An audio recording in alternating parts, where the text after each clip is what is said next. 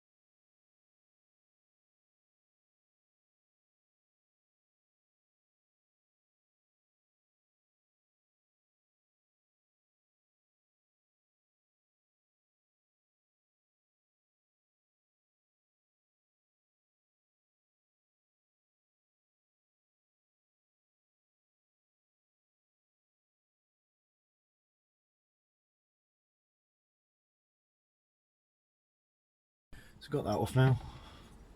There's just 4 bolts going through there. 1, 2, 3, 4. I recommend taking off the recoil. It just gets it out of the way. The recoil itself doesn't get in the way, but this does. And it's just easier. It has got scoring around pretty much the whole of the exhaust side. So I think it's worth changing it still.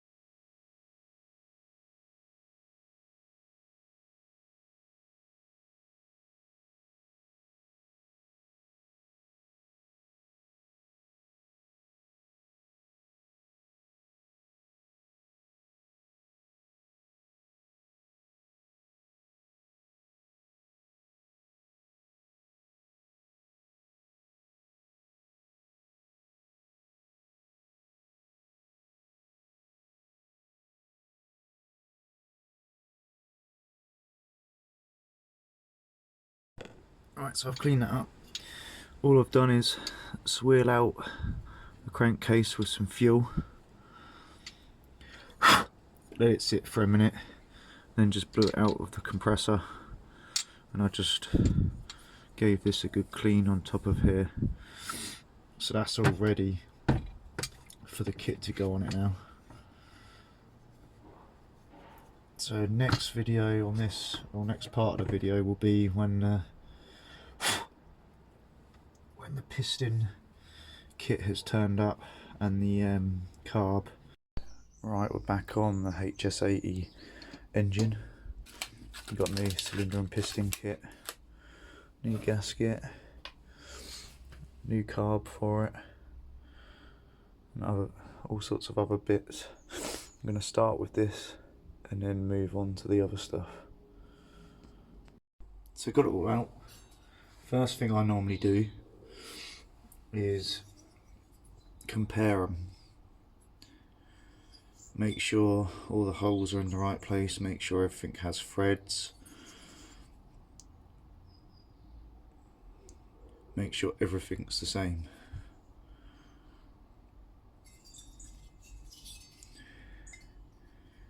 You can already see a problem.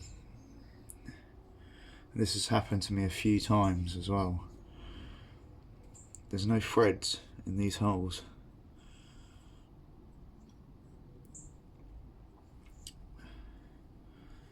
So there's no way of screwing it in.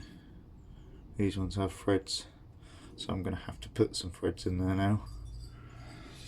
That's what happens when you get aftermarket. Sometimes they miss threads. All the other threads are there, just not the bolts that actually bolt it to the machine.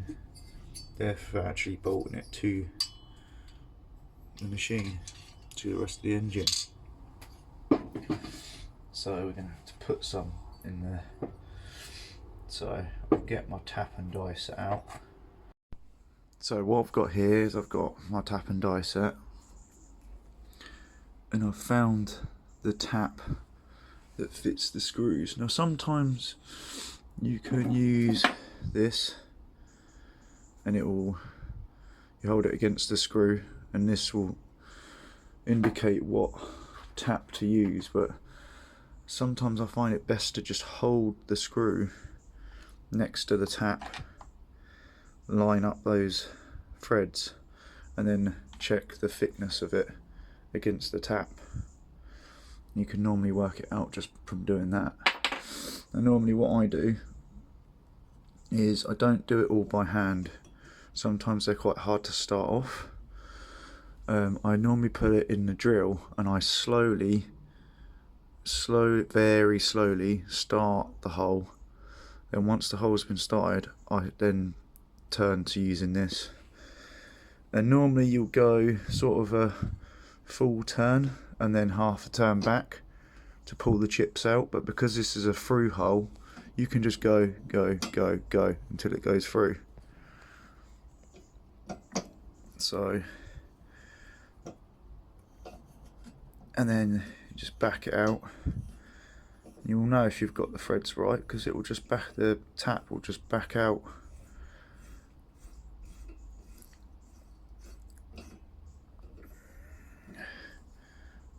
Back out. You don't even have to force it. It will just it will follow the threads back out. And then you'll have loads of chips in there. And on the end of this. So I'll just clean them up. And then what I like to do is I'll get one of the screws and I'll just check it, and that's going in lovely. That's going in how it should be. I'll just check it follows it all the way through. You see, that's just going all the way in, and then take it all the way back out again, because you don't want to put your cylinder and everything on go to put these screws in, and then the threads aren't good enough, and then you're gonna have to take it all back apart again. Not only that, putting this screw in tests that it's working, and it also cleans any chips out that might be in there. Apply a lot of pressure at the same time. Once you get it started, it will just go, but it's all about keeping it as straight as possible.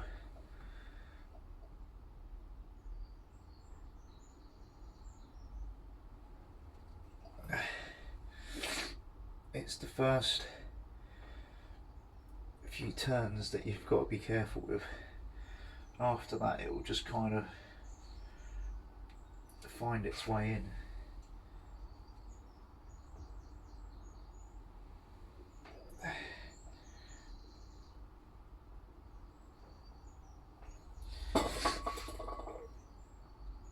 Just got to be patient and careful. So I finally got the second one in. This one did take a while to get to catch. Now, I don't know if you've used tap and die sets before, but you're better off doing sort of like a full turn and then like half a turn back. Helps catch. If you're still having trouble getting it to catch, I would reverse it all the way out, take it all the way out like this, all the way out,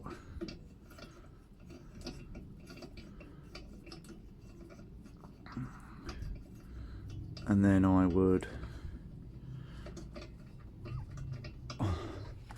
one of the screws, give the hole a little blowout, get one of the screws that's going to go in, screw it all the way in.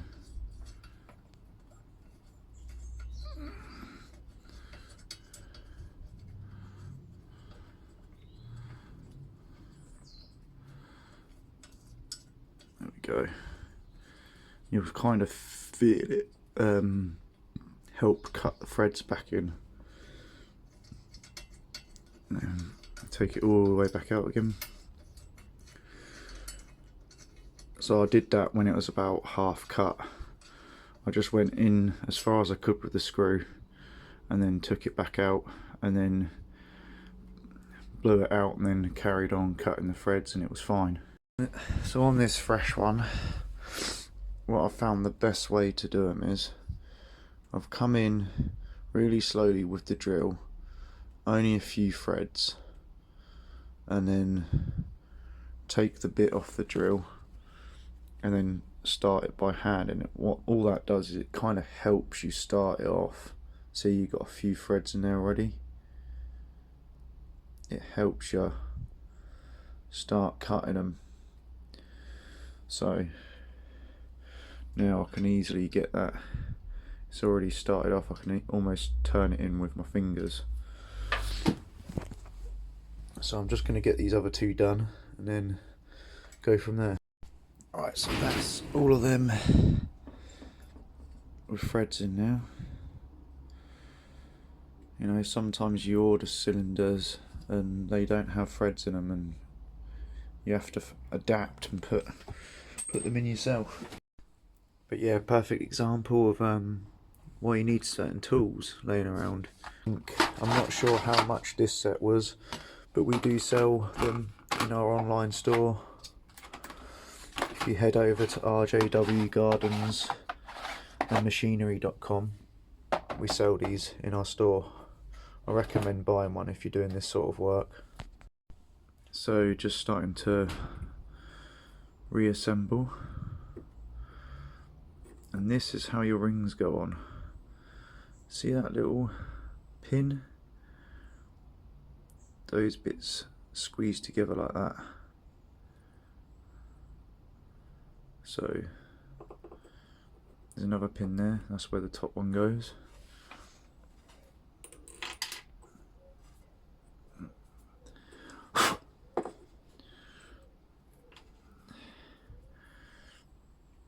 So those bits sticking out sit over the pin like that.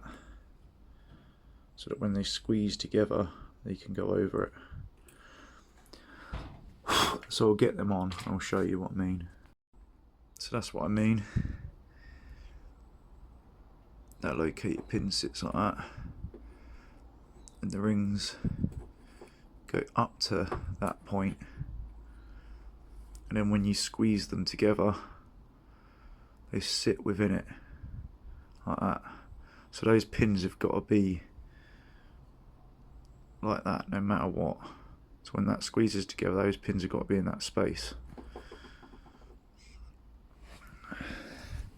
I normally get a bit of 2-stroke oil, just a tiny bit, in a cap like this, and then obviously I cleaned this out before, crankcase is cleaned out, get my needle bearing, and I just put a tiny layer of 2-stroke oil around it, just a tiny bit, slot that in. Then I get my new piston and rings, give it a bit of 2-stroke everywhere, just a thin layer, nothing, oh, don't chuck it across the room, just a thin layer, nothing mad, don't have to go mad, just a bit, helps it a little bit. Make sure there's plenty on the rings. You don't want it dripping, you just want it covered. So then what I normally do, remember the arrow faces the exhaust side, so I normally hold this up, you know that's where your coil's going to be, so that's got to be on the side of the flywheel, like that. So that's the exhaust side. So get your pin, put some oil on that as well. Again, don't bother going mad. Then what I normally do, you've got these little tiny, I hate these because these can go flying and you'll be looking for it for hours. That retains that pin into your piston. It's normally what I do is I get my piston and I just put one of these in first. So get that edge that's sticking out. Right, so got one in. Now I put this on. Arrow facing exhaust side. And slot the pin through.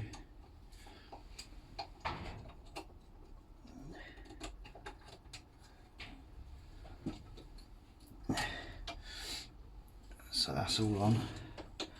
Just make sure you push this pin as far as it can go. The best way to get these clips in my experience, is, you know, they're still not easy to get in, but I normally grab them with some pliers like this.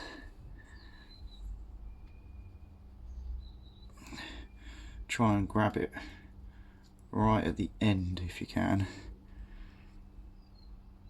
sort of like that, and then you've got to get that tail end right in the gap first. So I finally got them in. So you've got one each side and just help retain that pin in there. So now what I normally do, just get a tiny bit of 2-stroke and just put a layer of it inside the new cylinder. Make sure there's a layer around the piston. Then I've moved this out of the way before I knock it over. Chuck that out there for a minute. Now this is the awkward bit. You have to squeeze your rings together. Let's not forget to put the gasket on. I don't want to put everything on and forget that. to get your gasket on and in position. Now you want to locate the pins with your rings, get them roughly in position, both sides. And this is the hard bit. You need to squeeze them together enough so that you can get the piston over the top. You can get a tool for this, but I don't even use one. I've always done it like this. It's a little bit more awkward, but take your time. It is doable without the tool. I just do one ring and then the other. There we go, it's in.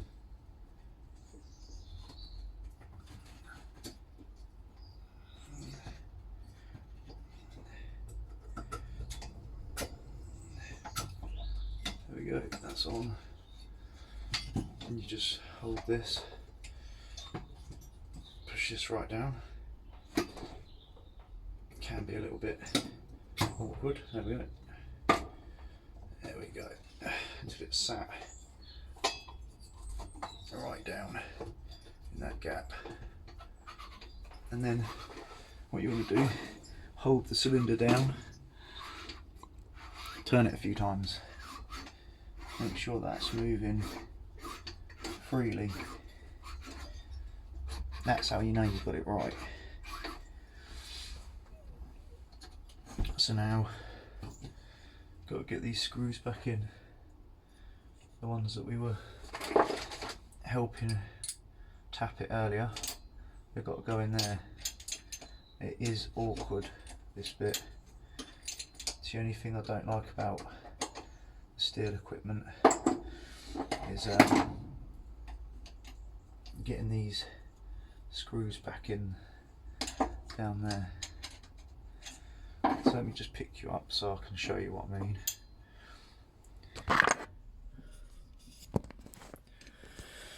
So when we dismantled it, there's 4 screws. One down there, one down there, one down there, and one where that one is. And there they lead to the holes we tapped earlier. So let me just try and get them in. So what I didn't do, that I probably would normally do, I just forgot. Normally check all the other threads. So this is your coil, where your coil sits. I'll just check both of them, just to make sure, because otherwise I'll put it all together and I won't even be able to screw the coil on. So let's get, don't forget these spacers on the coil, otherwise it will not work. It's a plastic spacer each side. So what I normally do with this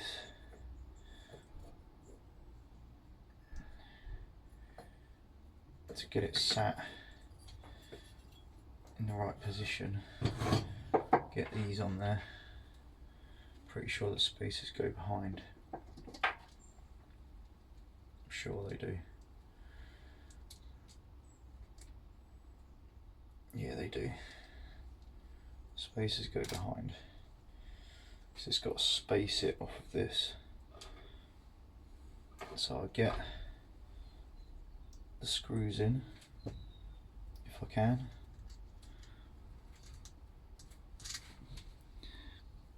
And get the spacers on the backs of it. And then I just try and screw these in, even just a tiny bit, just to get them started.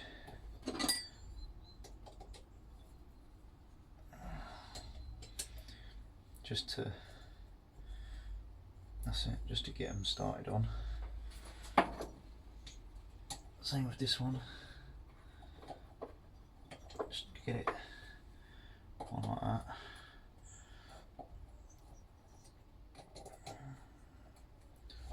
just to get it in position. Now this ring sits on this one up here, which I forgot about.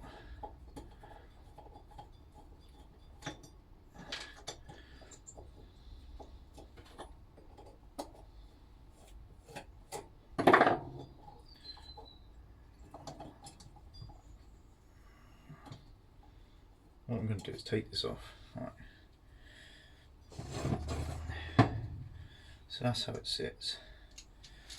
But what I forgot to do is put this ring on. That ring sits in there. Then you push this screw through. I keep forgetting to do little things like that because I'm concentrating on recording. Then you screw this in.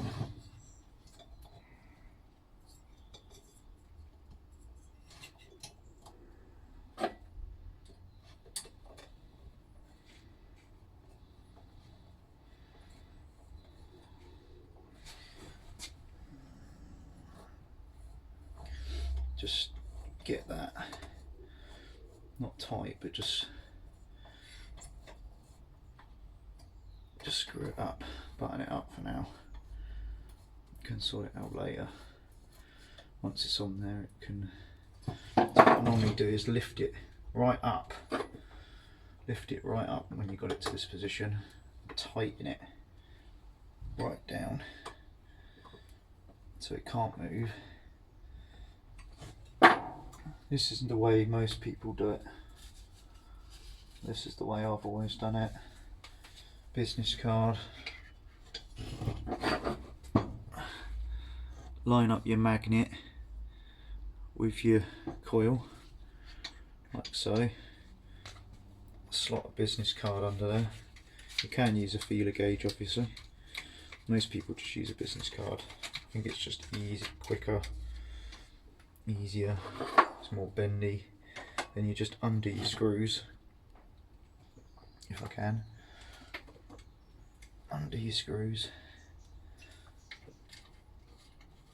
just a tiny bit, and that will loosen the coil. And now the magnet has actually pulled that down, so all that's separating the magnet and the coil is the card, and that's your gap.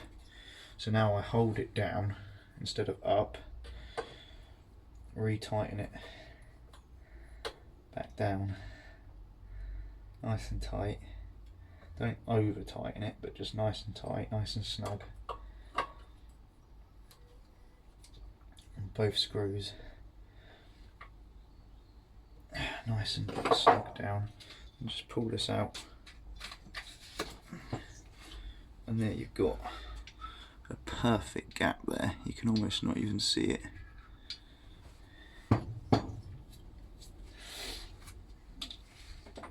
So now we can start putting together the rest of it.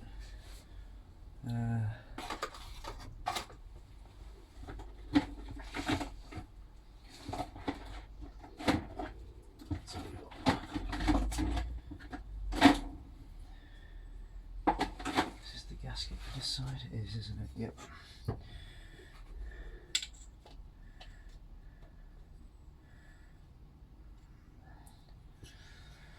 So that goes on there like that.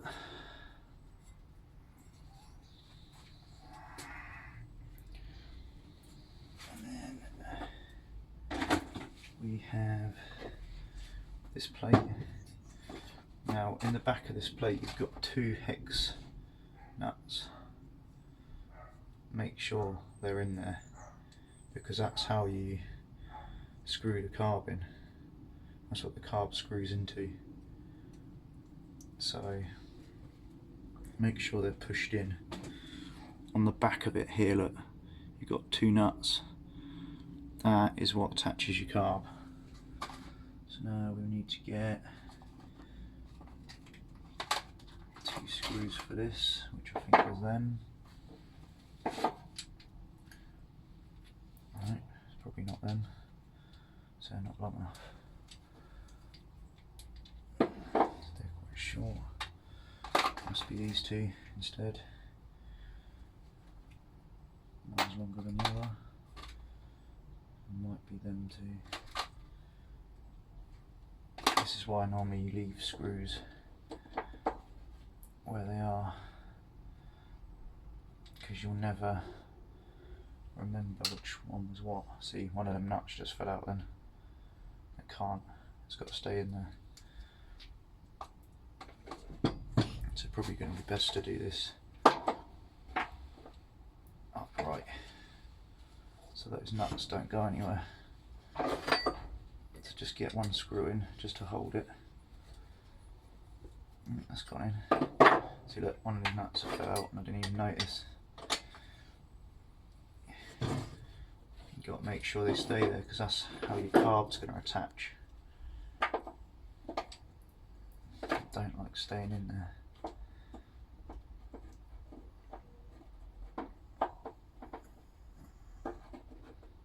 So what I'm going to do is just, that's your gasket. This has just got to go on here, like so. See, nut fell out again, like that. I'm just going to do that off camera because I'm trying to hold too much. So all I've done there is screw this spacer on, and then a gasket, the carb, a gasket, the housing, and I've just used these screws. These weren't actually for it, but it didn't come with any, so I've just, it's buttoned it all up tight, so I think it might work like this. The throttle's in the right place, because the throttle cable comes down here, so that's in the right place. You know, it's got a brand new carb, brand new piston cylinder. I've got I think this might work. I think this might run now. So what I'm going to do now is start putting the, I would put the tank on, but there's no point because I need to get a grommet for it. What I'm going to do is I'm going to, so all I've done is put the recoil, the exhaust and everything all back on, all buttoned up. I'm just going to do a compression test again, see if it's any better than it was before, which it should be. And then I'm just waiting for throttle cables connected, and then I'm just waiting for the grommet for the tank, then that can go back on and it should be ready to go then. So I've done a compression test. It's a lot better than it was before. It's got about 90 to 100. It only had about 30 or 40 I think when I first got it. So at least there's some sort of improvement. Just put the spark plug back in now. So the next video you'll see on this will be putting the tank back on, getting some fuel in it and seeing if it starts and runs properly.